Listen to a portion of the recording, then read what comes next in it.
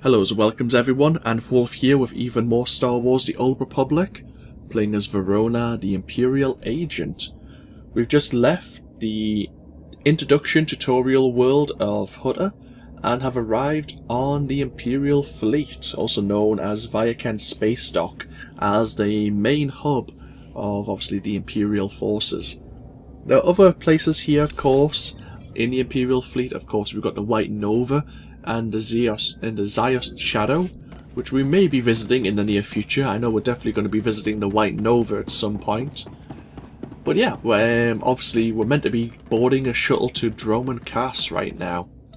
But I'm going to spend a few minutes just walking around the Imperial fleet, showing you the sights basically. Some of the places I may be visiting in the future while I'm recording, so you're not just unaware of what I'm up to. I'm going to dismiss Kaleo at the moment. She does want to speak to us in private. We'll probably speak to her when we reach Dromund Kaas. There is a cantina in Kaas City itself we'll speak to. So first things first, welcome to Vaiken Spacedock in its entirety. Of course, we've come from the Korriban and Hutta departures, Korriban being the other prologue planet for Sith warriors and Sith inquisitors, and it's basically split into 5 sections.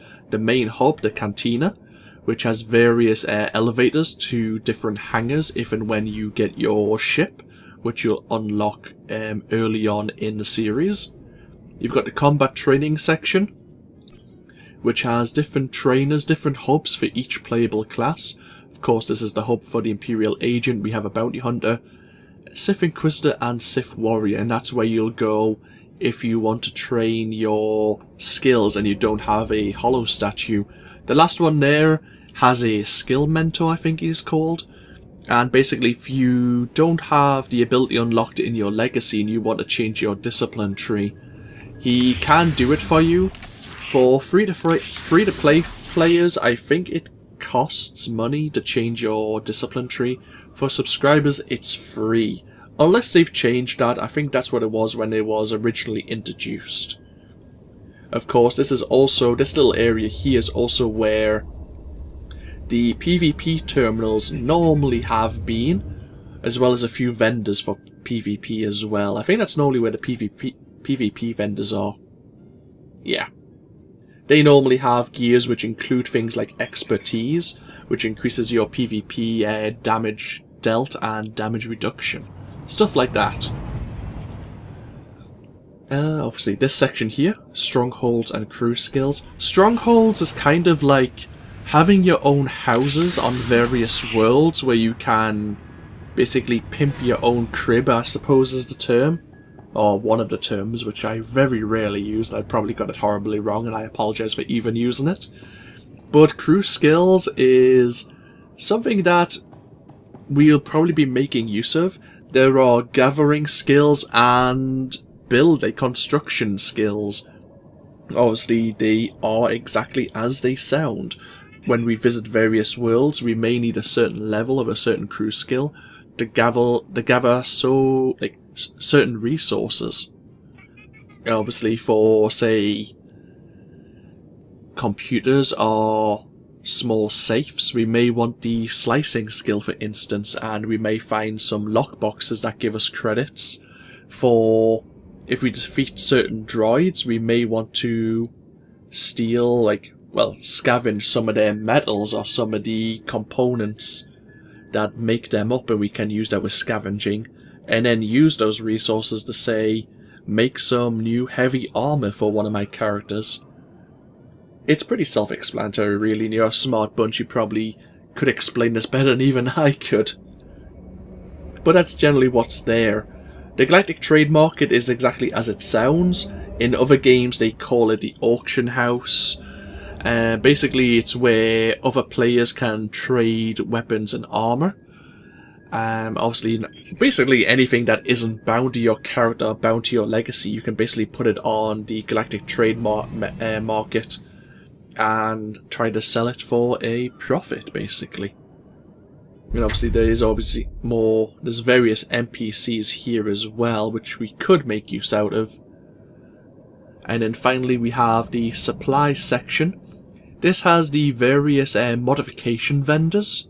We'll probably be visiting them momentarily for a particular item.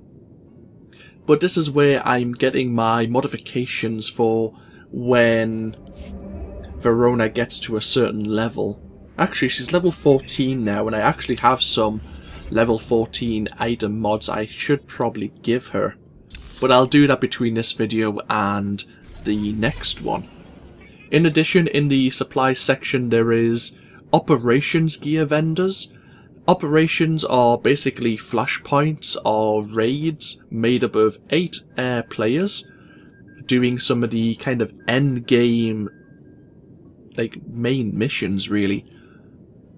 I've never really done an operation personally, but there is story mode operations, and I think there are hard mode operations where the AI, obviously the enemies you'll face are a lot more tougher.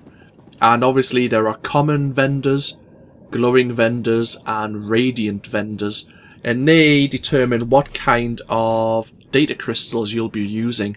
Obviously the common is less enhanced than the glowing, and then the radiant is currently the best NPC available gear. You could probably get better gear from doing the hard mode operations, but if you're planning to do them, basically get yourself kitted out with the appropriately ranked gear. And if you're wondering about ranks, it normally tells you what your rating is next to the adaptive armor. I'm pointing at my monitor, my screen here. I wonder, I can probably show you it at some point. Actually, can I? Yeah. So heavy armor rating 20. At the moment, I'm not sure what the highest rating is. I have seen some armor which is rated at 216, but that's something that people can create, so no doubt there's even better than that so far. But it normally tells you how good the armor is depending on what stats are actually inside it as well. Obviously there is elevators coming off this section. Obviously I told you about the departures one here. Mission departures is where we'll be going quite commonly. Mission departures is where you go to depart to your various flashpoints. Damn, that sounds silly to say, but it's true. Going through this section here leads off to where you'll be in contact with various forces within the Sith Empire. And they will have missions for you at certain points in the game. And we'll probably be doing the flashpoints at various times and various instances. And basically giving you extra content. Yeah. The Cartel Bazaar is basically made up of various NPCs that'll sell you certain goods if you have a certain amount of reputation. Reputation is something you earn from buying cartel packs with real money, or with your cartel coins if you're getting them free as a subscriber every month. But you also get them from doing missions on various worlds. Like, I am classified as an outsider for the coalition forces on Yavin 4. And that's because I was doing missions on Yavin 4 and receiving items for, obviously, assisting them. And obviously I have various other ranks with other people as well. Obviously I'm a champion with these two, mostly because I gained certain reputation boosting items from cartel packs. But yeah, we'll just take a walk around. First things first, if you were level 10 and you hadn't chosen your advanced class, you would be speaking to Commander Dawn here. So you might as well summon Kaleo for this, just in case she wants to listen into the conversation. Because this is where you would normally choose your advanced class. Commander Vassal Dawn, Special Attaché to the Ministry of Intelligence. I have 20 years combat experience, plus 12 as a garrison commander. I've spent the last decade schooling intelligence operatives. You will listen when I speak. Paying attention now, sir. Good woman. Knowing how to lie through your teeth or slice computer files won't keep you alive in the field. After reviewing your record, however, I'm prepared to authorize your entry into one of our combat specialization programs. Why come to me? Keeper's either trying to kill you or he's prepping you for some real scumholes. Either way, I'll make you learn. You may specialize in sniping, shields and marksmanship, or stealth technology and close quarters engagement. The quartermaster will get you started. And this tells you about the advanced classes, both sniper and operative, and he tells us to go see the intelligence quartermaster.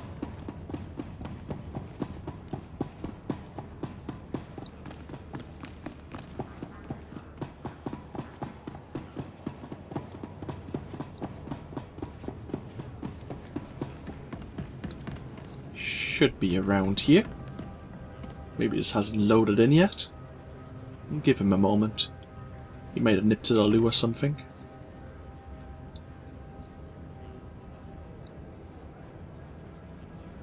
There he is.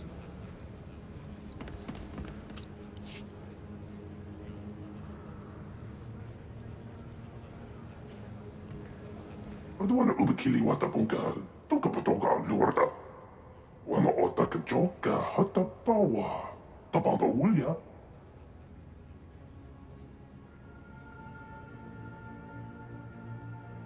Magusa nobi chonki, fakota ji oto endia.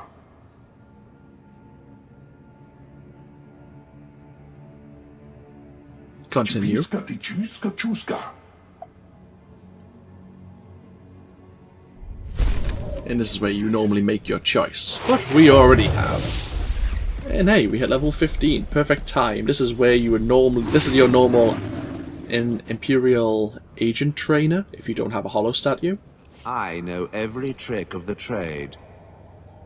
Increases the damage dealt by corrosive dart and healing done by Cartel Probe by 5%. Just a passive ability. Thank you. I'll take it. And Heroic Moment. Seize the moment, restoring 2% of your maximum health every 3 seconds. Requires an active companion and lasts 2 minutes. Trust no one. And of course it has a 5-minute cooldown, but it can save your life.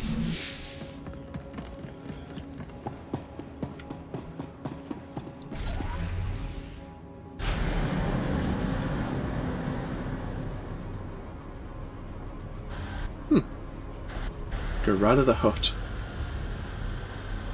There's a certain war zone that you can do in PvP called Hut Ball. Some people like it, some people hate it, some people are indifferent. But basically, it's a quite mobile sport. We might do some PvP in this series. I'm not too sure how I feel about it right now. We'll have a look at it, maybe. Obviously, introduction to Group Finder. Click the Group Finder icon, which is this one here. On your minimap, complete a random flashpoint to earn some experience. And some common data crystals. Obviously, learn a crew skill, then interact with your trainer. Another tutorial item. Might as well turn off the... Oh, sorry, introduction to Group Finder. I remember that it used to be that some of the crafting trainers were up here, like diplomacy and underworld trading used to be up here. But not anymore. Obviously we can learn about the various crew skills by just clicking on them. We don't need to train in them. Gets you a little bit of experience if you really want to metagame this.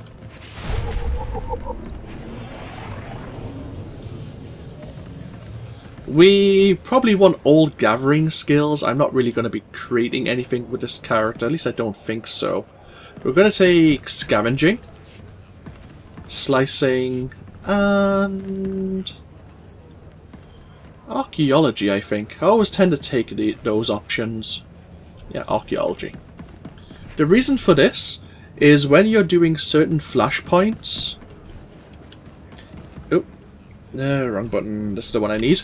When you're doing certain flashpoints, if you have a certain level of a crew skill, they may say there's an elevator that's not working. If you have a certain degree in slicing, maybe you can access a data terminal and make that elevator work. And that elevator will then allow you to bypass a certain area of the game.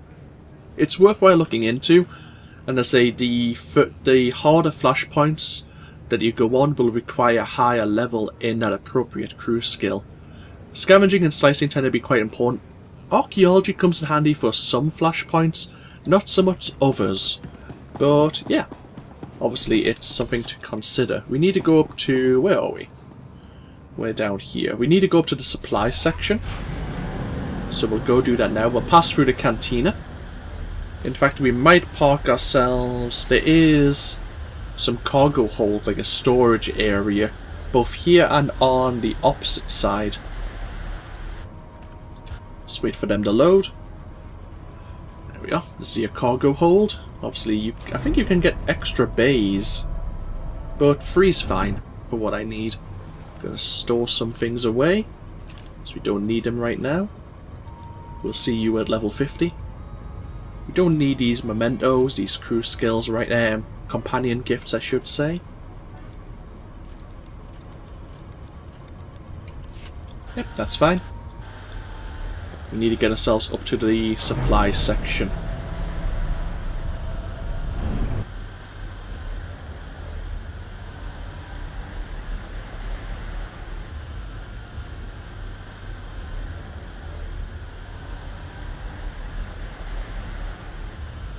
So you've got all these areas used to all be full with equipment and modification vendors, but with the expansion 4.0, they've emptied some of them out.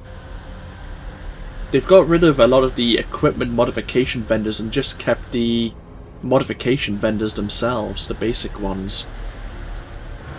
Which is fine for me. We need the level 10 equipment vendor. Won't find a better bargain. And I need to purchase something. There it is. Is that the one? Yes, it is. The Scout's Vibro Knife, which is Come back the anytime. fully customizable Vibro Knife.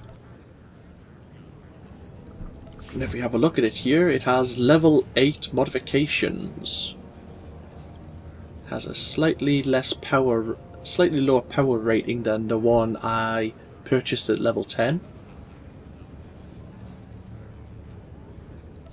So we're just going to switch these out. There we are. So now my gear is fully adaptable. Getting good. Obviously, I need an earpiece. I need another implant. Normally, you don't get these for like level 18 or 21. I think it's only 18 for an earpiece and 21 for your first implants that you can buy from the GTN or you can create. I could be getting mistaken. And relics, I normally don't equip till near the end game, but hey, I'm getting them free from chests. I'm not really going to complain. So we need to go for the Drum & Cast Departures elevator to get ourselves away to Drum & Cast. Oh, we did get a bit of mail, didn't we? From Overseer Harkin. I understand you are responsible for the acquisition of a new student for the Sith Academy, a boy named Ziam. He recently came under my tutelage and I wish to thank you. He is uncooperative, foolish and unappreciative of his gifts. He spends most of the time whining about his father, the one you murdered. But while he may be unpleasant company, he is passionate, which gives him great potential in the dark side. The Academy is grateful for your assistance. Consider yourself duly rewarded. And he give us 30 credits. Harkon is a bit of a dick. I make no qualms about saying that. If you play as, I think, a Sith Inquisitor, you get to know Harkon a bit more.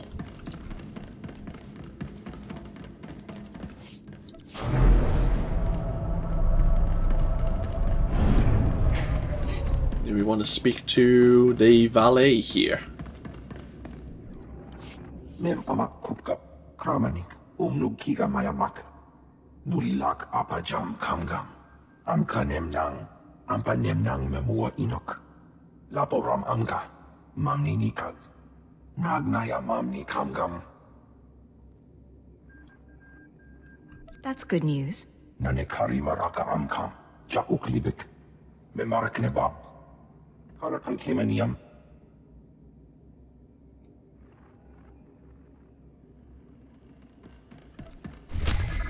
Excellent. Oh, cool. We can summon a combat support droid. Oh well, so be it. So, yeah, we could take the solo shuttle just to go directly to Dromund Kaas.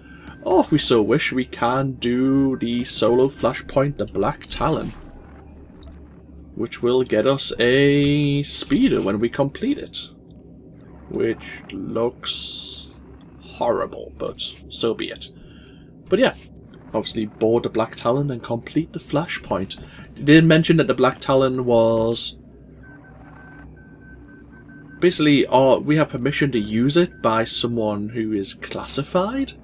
So that sounds a little bit suspicious. And it does go through dangerous territory. But it could be interesting. So yeah, I'll break this video here. Might as well park myself somewhere. And when we come back, we will board a Black Talon on our way to Dromund Kaas. This of course has been AnthWolf for Star Wars The Old Republic. I hope you've all enjoyed. And as always, I hope you all take care. And I'll see you for more in the next video when we do our first flashpoint. Until then, bye bye now.